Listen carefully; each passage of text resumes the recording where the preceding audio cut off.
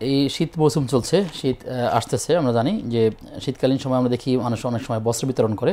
আপনার কাছে আমার জানার বিষয় যে এই বস্ত্র বিতরণ করলে কি পরিমাণ সওয়াব পাওয়া যেতে পারে, বা এটা কোন ধরনের দায়িত্বের মধ্যে পড়ে? আচ্ছা, শীতকাল সম্পর্কে আপনি যেহেতু কথা বলেছেন, শীতকাল হচ্ছে মুমিনের বসন্তকাল। মুমিনের বসন্তকাল। কেন বসন্তকাল? রাত খুব লম্বা হয়, আপনার এতটা ঘুমানোর কোনো প্রয়োজন নেই। আপনার গ্রীষ্মের মৌসুমে রাত ছোট হয়, মানে ঘুমানোর সময় কম পাওয়া যায়, তাহলে রাত বড়, ইবাদতের সুযোগ পাওয়া যায়।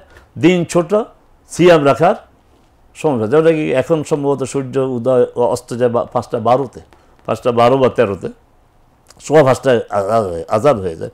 তাহলে গ্রীষ্ম মৌসুমে সোয়া 5টায় আসরের জামাত হয়। তাহলে এখন দিনে রোজা রাখার সময়, রাতে তাহাজ্জুদ পড়ার সময়। বাকি থাকলে শীতে যারা কষ্ট পায়, তো আপনার আল্লাহ রসুল বলেছেন একজন মুমিন থেকে কষ্ট লাঘব করা দুনিয়াতে, মানে নাফাসা কুরবাতান মিন কুরাবিদ দুনিয়া নাফাসাল্লাহু কুরবাতা ইয়াবাল আখিরা। এই দুনিয়াতে যদি কোনো মানুষের কষ্ট লাঘবের যে চেষ্টা করবে, আল্লাহ আখিরাতে তার কষ্ট লাঘব করে দিবেন।